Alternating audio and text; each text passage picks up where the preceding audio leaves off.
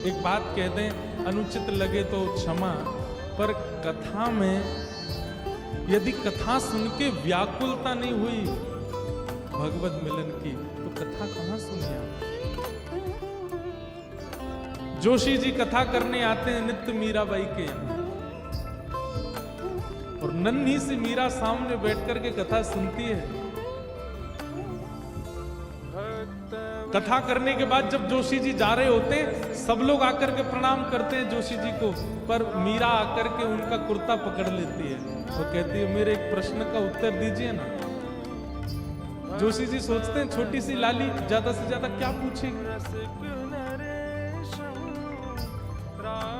कहो मीरा क्या प्रश्न है।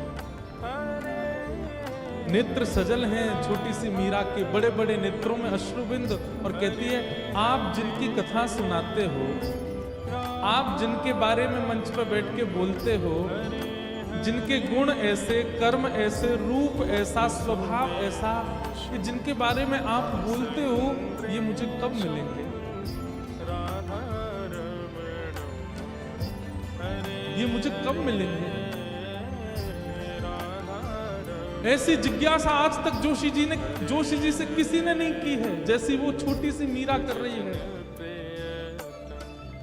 और यही सत्संग का फल है कि सुनने वाले श्रोता के चित्त में वो व्याकुलता प्रकट हो कि मुझे कब मिलेंगे श्याम।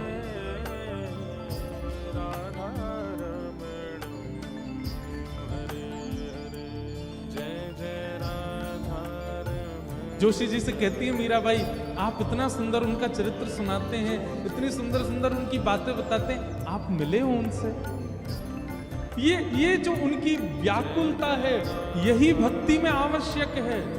हम व्याकुल ही नहीं हैं, हम चिंतित ही नहीं है मिलने के लिए, बस कथा सुनते हैं, थोड़ी चित्त को शांति मिलती है, घर चले जाते हैं। पर रत्नावती इतने में शांत होने वाली नहीं है। अब रोज दासी से कहती है मुझे अब इससे मेरे चित्त को शांति नहीं, मुझे मिलना है, मुझे देखना है उनको, मुझे दर्शन करना है। तब दासी रत्नावती जी को छुपा करके ले गई गोसाई विठलनाथ जी के पास, और वहां गुरु दीक्षा ग्रहण, और गुरु दीक्षा दिला करके एक नीलमणि ठाकुर जी सेवा में लेकर के आए। अब तो जब से रत्नावती ने ठाकुर जी की सेवा प्रारंभ की है, पूरे दिन तो उनकी सेवा में रहती हैं, और रात्रि जैसे शयन कराती हैं ठाकुर जी को शयन कराती रत्नावती भी सो जाती हैं। एक क्षण भी जागती नहीं, तुरंत सो जाती हैं, और निद्रा में जाकर के स्वप्न में अपने सेवा के ठाकुर के साथ ही लीला करती हैं। उनके साथ कभी भ्रमण पे जाती हैं, कभी निकुंज में रहती हैं, कभी यमुना जल में क्रीड़ा करती हैं, कभी कोई क्रीड़ा, मतलब अब रात दिन जागृत सुसुप्ति अवस्था एक क्षण भी ठाकुर के बिना रहती नहीं है रत्नावती।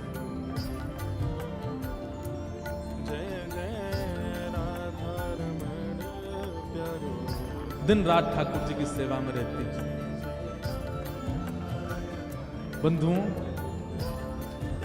मुझे आश्चर्य होता है इस चरित्र में कि एक दासी, उसके प्रति सदैव दासी का ही भाव रहता है बड़े लोगों का, लेकिन उस दासी की स्थिति और भाव देख करके एक महारानी इस भक्ति की अवस्था में पहुंच गई। आप इससे क्या समझते हैं? रत्नावती भक्त नहीं बनना चाहती है, रत्नावती भक्ति मार्ग में नहीं आना चाहती है। इतने सामान्य से प्रयास से एक महारानी भक्त बन जाती है, इसका यही रूप है। वो नहीं भक्त बनना चाहती है, ठाकुर जी उसको भक्त बनाना चाहते हैं। ठाकुर जी चाहते हैं कि ये मेरी सेविका, ये मेरी दासी है।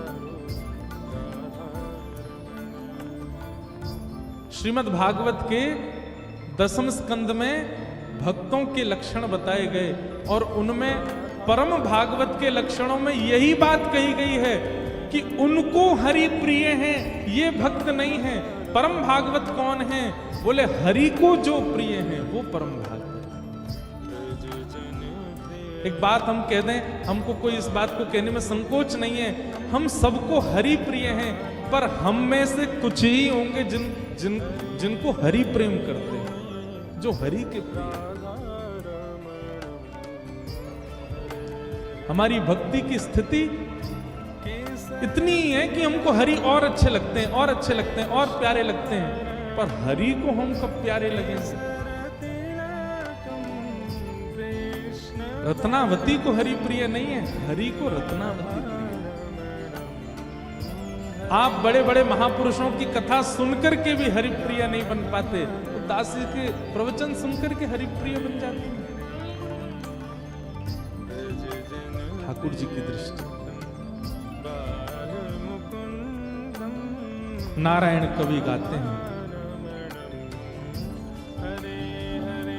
श्याम दृगन की चोट बुरी रे, श्याम दृगन की चोट बुरी। हम हरि को देखें ये एक बात, पर हरि हमको देखें ये विशेष बात।